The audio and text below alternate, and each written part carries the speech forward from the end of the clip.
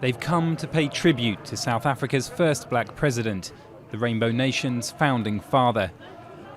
From the early hours of Friday morning, bouquets of flowers piled up in Johannesburg's Mandela Square.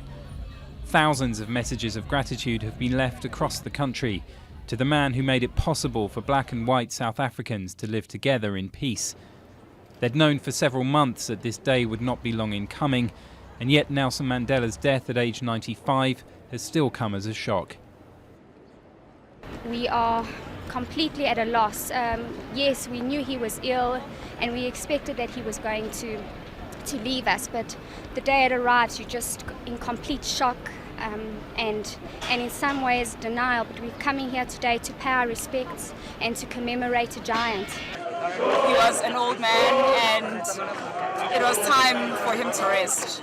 I'm not God, but I just feel like he had suffered enough and it's time for him to, he served his purpose and he's worked his journey, and yeah, it's time for him to be at peace. Nelson Mandela. Hundreds of people spent the night in front of the house where Mandela died, but as well as sadness, people have been celebrating his life. Near his former home in Soweto, they danced in his honour. For several years, Mandela rarely appeared in public, yet his spirit was ever present, and now South Africa will have to learn to live without him.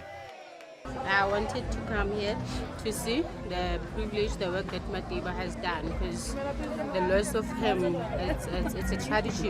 It's a tragedy because I know he's been sick for a long, but it's too sad. Because I wouldn't be standing here if it wasn't for Mandela.